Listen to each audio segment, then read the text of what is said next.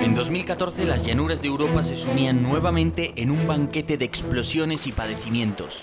Los ejércitos ruso y ucraniano combatían a brazo partido. Los tanques derruían los edificios con sus cañones, los lanzacohetes arrojaban su granizo infernal sobre la infantería aterida de frío en sus trincheras, mientras los ciberataques infectaban miles de smartphones. Tras este gran conflicto hubo un claro perdedor. El ejército ucraniano había sido aplastado y su raída bandera había dejado de ondear en el este de Ucrania. Pero ¿qué sucedería si esta guerra se repitiera hoy? ¿Cómo estaría preparado el ejército ucraniano? ¿Bajo qué doctrina, bajo qué ideas plantean defenderse de Rusia? ¿O bajo qué ideas plantean conquistar el Donbass? Bueno, pues todo eso lo vamos a ver en este vídeo. Así que, comencemos.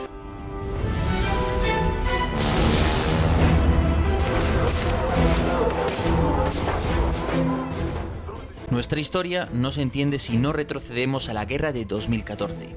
Es hora de viajar a los días del Euromaidán. Los disturbios provocaron el cambio de signo geopolítico de Ucrania. Por primera vez, los pro-occidentales se habían hecho con el poder, lo que amenazaba con sacar a Ucrania de la órbita rusa. Para Moscú, esto era inaceptable. Había llegado el momento de mover ficha.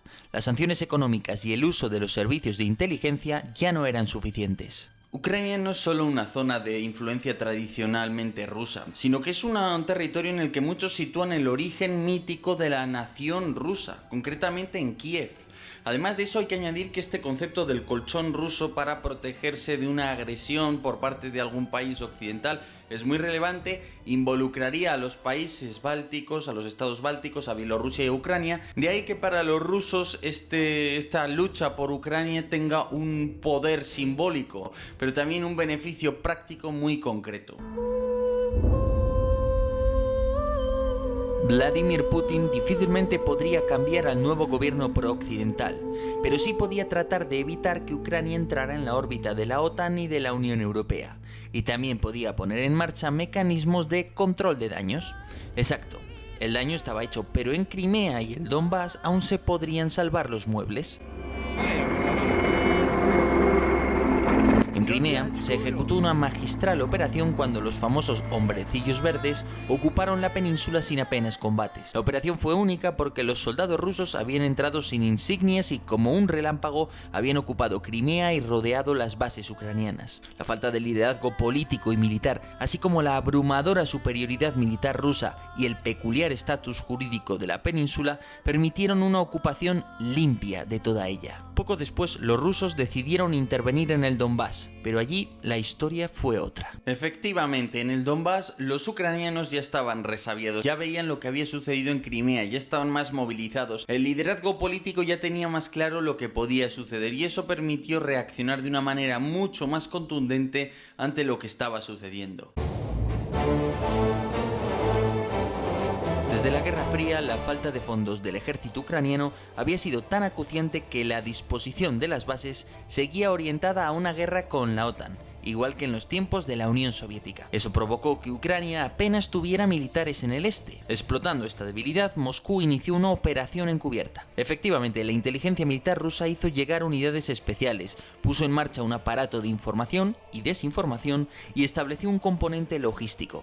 Todo este entramado serviría para crear y apoyar a las milicias separatistas prorrusas, que pronto pudieron armarse. Kiev empezaba a perder el control del Donbass, pero esta vez sí estaban prevenidos. A partir de este momento, Ucrania moviliza sus fuerzas armadas. Van a empezar a taponar la península de Crimea para evitar que las tropas rusas puedan avanzar de alguna manera desde ahí. Van a empezar a desplazar tropas desde el oeste hacia el este, con la intención, obviamente, de restaurar el control de los territorios del Donbass. Por cierto, Donbass que se compone de dos provincias, de dos oblasts. De un lado Lugansk y de otro Donetsk.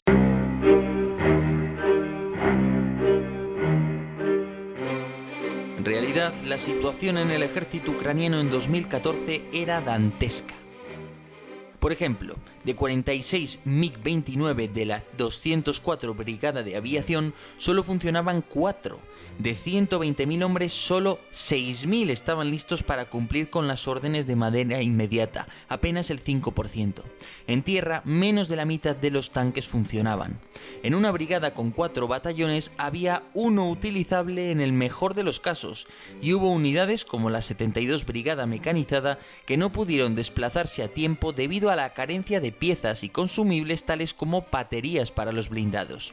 Y esto por no hablar de la defensa aérea o la armada, que habían perdido el grueso de su material en Crimea, incluyendo hasta 5 divisiones de sistemas de largo alcance S-300 o más de 7 buques de guerra respectivamente. Los rusos van a empezar a emplear los grupos tácticos de batallón, el BTG por sus siglas en inglés. El BTG puede considerarse una innovación rusa que básicamente lo que busca es contar con una navaja suiza dentro de una pequeña unidad. ¿Qué significa esto? Bueno, pues que una unidad de tamaño batallón, que en principio debería ser relativamente pequeña, va a contar con grandes apoyos que quizás serían propios de una división, de una unidad de mucho mayor tamaño. ¿Eso qué supone? Pues que los grupos tácticos de batallón van a desplegar una cantidad de capacidades en materia de guerra cibernética, en materia de guerra electrónica y en materia de apoyo artillero que son fenomenales, que están muy por encima de una unidad de este tipo. Esto va a permitir que el grupo táctico de batallón posea una potencia de fuego enorme que va a ser la que en última instancia acabe con los ucranianos. Si bien es cierto que ello es posible gracias a que la obtención de información táctica relevante, es decir, saber dónde está mi enemigo para bombardearlo, básicamente había mejorado mucho en el ejército ruso, de tal forma que se aprovechaban mucho más las oportunidades de atacar un blanco de oportunidad, ¿no? Una columna que está en movimiento, que hemos detectado, pero que igual dentro de 15 minutos va a dejar de estar fuera de nuestra área de visión, por así decirlo, para batirlo. Enfrentarse a los rusos era otra cosa. Los sistemas antiaéreos destrozaban los aviones ucranianos, dejando a los pilotos en tierra y obligando a los helicópteros a volar a ras de suelo y en retaguardia, lo que impedía extraer a los heridos del campo de batalla rápidamente. La guerra electrónica rusa y los ataques cibernéticos limitaron el uso de los drones y obligaron a desconfiar de las comunicaciones por radio o smartphone. De esta forma, se tuvieron que desempolvar kilómetros y kilómetros de cables telefónicos de los viejos teléfonos de campaña soviéticos de los años 50, los únicos ingenios de comunicación que eran seguros. Los smartphones se convirtieron en mensajeros de la parca.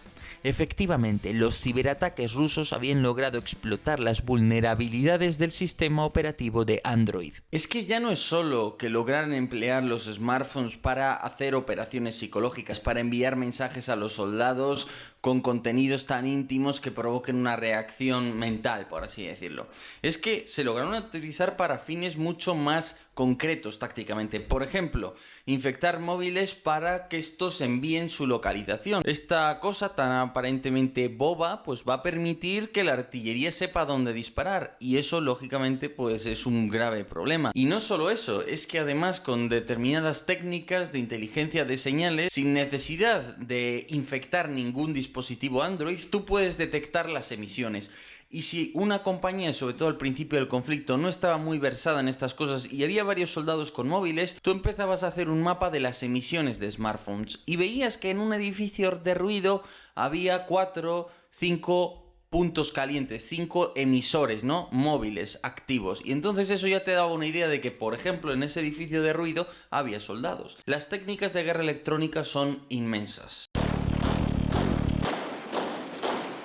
Así es, los batallones rusos llegaban cargados de artillería y eran más capaces que nunca de obtener información útil y bombardear eficazmente a los ucranianos.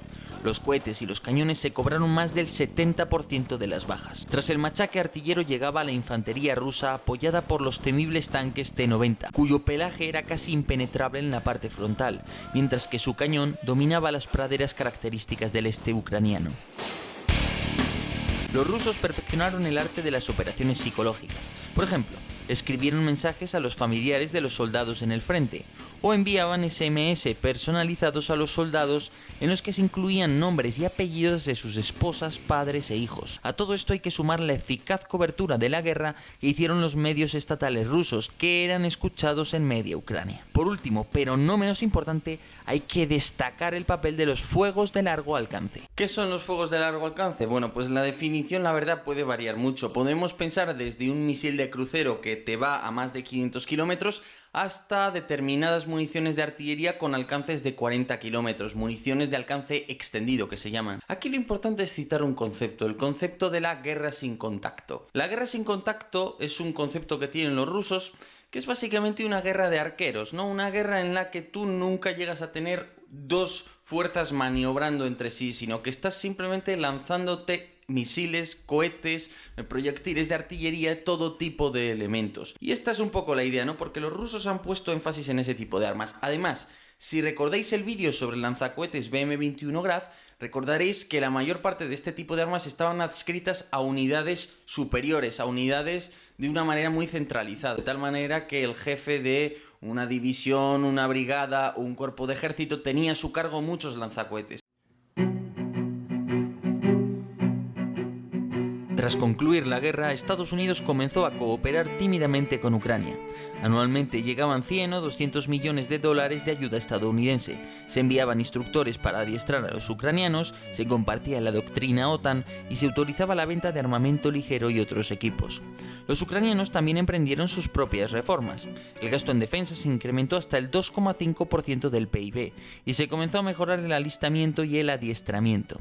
Si en 2013 las 8 brigadas ucranianas no habían efectuado ni un solo ejercicio de brigada, en 2018 se hicieron 32 ejercicios de brigada y 300 de batallón. Entre 2015 y 2018 los estadounidenses han entrenado a 11 batallones y ayudado a mejorar el campo de tiro de Yagorlik, donde la defensa aérea ucraniana puede probar los equipos que entran en servicio. Mientras que para 2021 los británicos y los canadienses han instruido a más de 22.000 soldados ucranianos. El ejército también se ha ido transformando de una fuerza compuesta por reclutas conscriptos a una fuerza de soldados permanentes, si bien se han producido unas 9.000 deserciones entre 2015 y 2018. Incluso se ha materializado la liberalización de la industria de defensa, en la que el tradicional monopolio estatal conserva menos del 40% de la cuota de mercado frente a las numerosas empresas que surgieron durante la guerra. Dentro de la industria ucraniana ha pasado algo apasionante. Hasta ahora, la mayor parte de los suministros al ejército estaban a cargo de una empresa estatal. Era el típico buró de herencia soviética que tenía varias patas. La reparación, sobre todo, ya no fabricaban apenas, casi todo era reparación de cazas, de helicópteros, de tanques, todo tipo de material de guerra, ¿no? Es esa herencia soviética. Este monopolio estatal sigue teniendo su importancia. Siguen siendo fundamentales sobre todo para la reparación y el mantenimiento de muchos materiales. Siguen siendo fundamentales para la producción de nuevas municiones de artillería. Es decir, Ucrania necesita almacenar decenas de miles de proyectiles de todos los tipos y esta gente pues se encarga de producirlos. Se están realizando contratos, por ejemplo, para fabricar el helicóptero UH-1 famoso. Entonces, esta industria estatal sigue teniendo su peso, pero lo ha reducido mucho. Ha habido una gran limpia, por así decirlo. ¿Y qué ha entrado? Han entrado pequeñas empresas que crecieron al albur de la guerra, porque cuando no había un duro para gastar en Ucrania, se hicieron muchas colectas, donaciones, crowdfunding online, efectivamente, y eran muy curiosos porque, por ejemplo, una unidad de artillería necesitaba un telémetro láser y se hacía esto online, se planteaba, esta unidad necesita esto, necesitamos donaciones, necesitamos llegar a tantos dólares para poder comprarlo, y la gente donaba, y así a veces iban apareciendo pequeñas empresas en Ucrania que ofrecían esos productos, que fabricaban drones. Mucho se ha mejorado, por ejemplo, en todo lo que tiene que ver con la ropa, porque como se combatía en invierno y tenían uniformes de herencia soviética de bastante mala calidad o de herencia rusa, pues luego a raíz de esto han podido adquirir mejores materiales, han aparecido pequeñas empresas que los fabrican, en fin, una curva de aprendizaje y una industria de defensa que ahora es muy interesante y bastante más dinámica, podríamos decir. La terminología y las escalas y rangos del ejército ucraniano también se están otanizando, mientras que el sistema de condecoraciones ha abandonado el referente soviético ruso. Doctrinalmente, una de las principales influencias de la OTAN y de Estados Unidos ha sido la creación de un mando de fuerzas especiales con sus propias misiones, ya que hasta ahora los Spetsnaz estaban adscritos a las unidades del ejército y no poseían un mando propio. Dicho mando está moldeado en base a las experiencias estadounidenses. Pero vamos a lo importante. ¿Cuál es la disposición rusa en el Donbass y cómo ha decidido Ucrania prepararse para un futuro conflicto? ¿Cómo plantean los rusos la defensa del Donbass? Lo que el Donbass es para los rusos es una zona colchón. Esa zona colchón tiene dos oblasts, como ya dijimos, Donetsk y Lugansk. En cada oblast se sitúa un cuerpo de ejército, el primer y el segundo cuerpos de ejército. ¿Son fuerzas del ejército ruso? No, son fuerzas prorrusas. Tienen una mezcla de material suministrado por Moscú y de material que en su momento robaron o capturaron en batalla a Kiev. Si se ven enfrentados a una guerra solos con el ejército ucraniano los barre. Pero claro, la idea es que estos solo sean una primera línea de contención. Detrás de esos dos cuerpos de ejército está el ejército ruso. Tenemos dos cuerpos de ejército que hacen una primera defensa. Si no son suficientes, llega el primo de Zumosol ruso, mucho más fuerte, que va a proporcionar el grueso de fuerzas para enfrentarse a lo que haga falta. Las decisiones de adquisición de material y los programas industriales ucranianos indican que se apuesta por una fuerza concebida para infligir un gran desgaste y forzar a los rusos a escoger entre la paz o la victoria pírrica. Esta fuerza es defensiva porque se ha puesto el énfasis en los fuegos defensivos y no en la maniobra para capturar territorio. Pensemos que si los ucranianos planearan atacar, necesitarían más y mejores blindados, así como una fuerza acorazada capaz de atravesar el dispositivo defensivo ruso.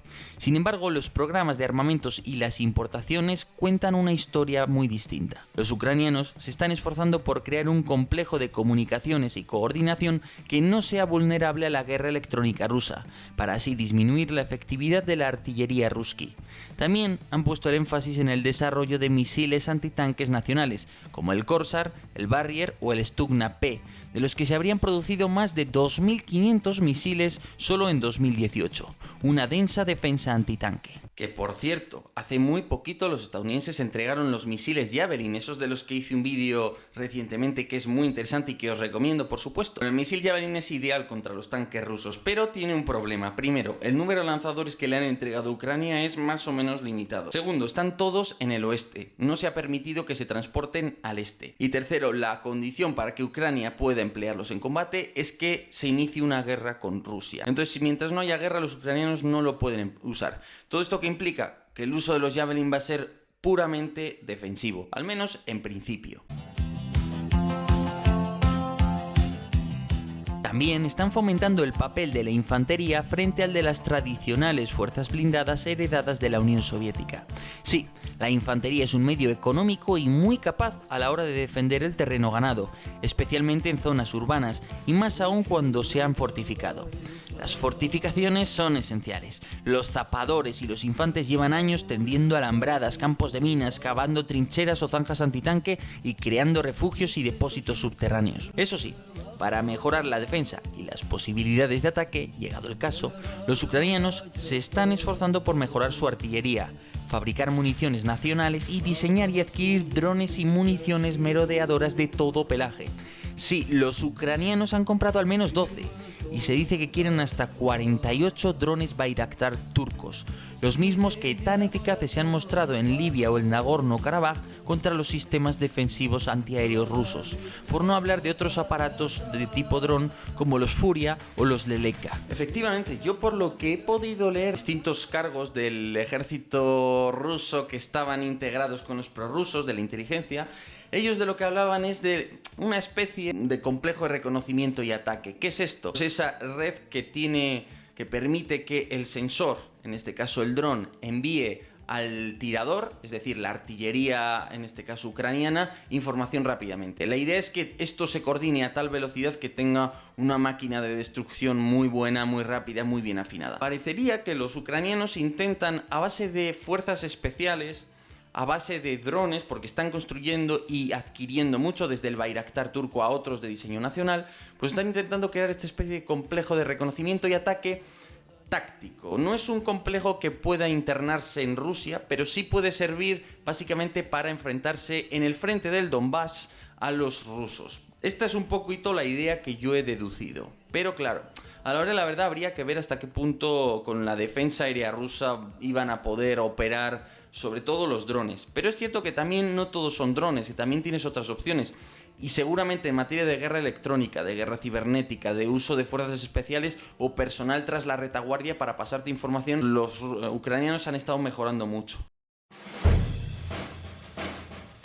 Por último, los ucranianos están intentando desarrollar muchas armas de largo alcance para poder atacar objetivos en el interior del Donbass y de Rusia.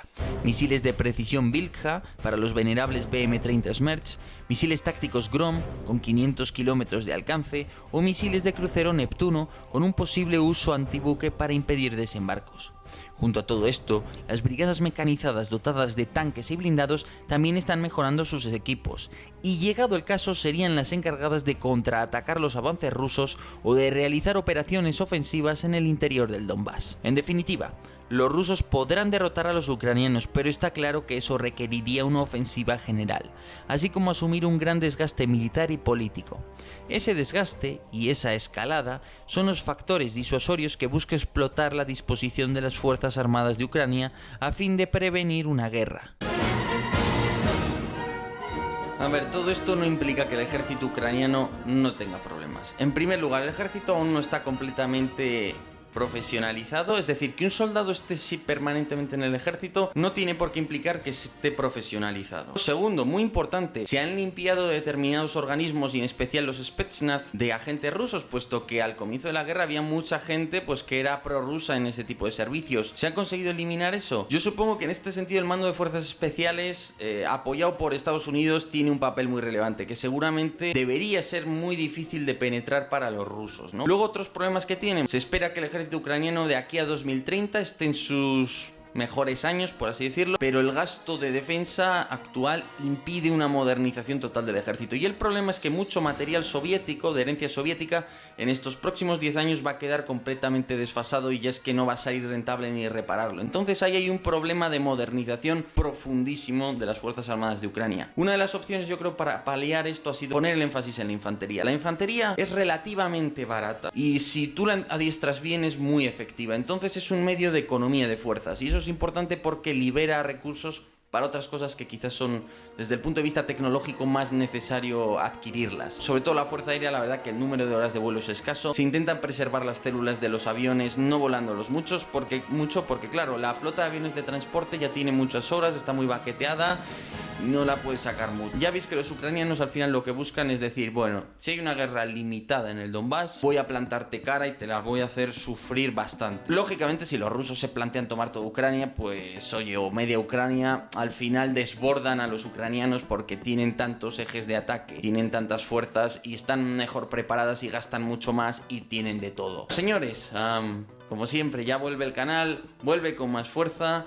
Os agradezco muchísimo vuestro apoyo. Dejé un post para los que no lo hayáis leído con la historia de este canal. Y siempre os lo digo, si vosotros me apoyáis, si vosotros me donáis, yo reinvierto en el canal y yo hago que lleguemos a más gente, que hagamos que más gente se interese por los asuntos militares que son fundamentales para entender la realidad de nuestro mundo. Y bueno, pues eso es todo. Apoyadme en Patreon, por favor. También os dejo PayPal, os lo dejo todo abajo en enlaces a la descripción. Y agradezco vuestros comentarios, vuestras opiniones, siempre cuando sean razonadas y educadas, pues es un placer recibirlas, por muy críticas que sean. Y por cierto, os recomiendo echarle un vistazo al canal del Ejército de Tierra, que gente como Selene Pisavarro, como el director del periódico del Ejército de Tierra, Norberto Ruiz Lima, están haciendo un trabajo muy importante, ellos y otras personas, porque trabajo de un equipo y se nota, están haciendo un gran trabajo por mejorar los contenidos y por atraer al final a más gente, que es de lo que se trata. Entonces yo creo que se está yendo por la vía correcta y hay que apoyarles y hay que ver el contenido que hacen, porque además están mejorando mucho. Así que os dejo también un enlace abajo y os dejaré ahora enlaces en el vídeo. Así que señores, eso, muchísimas gracias, os dejo los enlaces abajo, espero que lo hayáis disfrutado y hasta otra.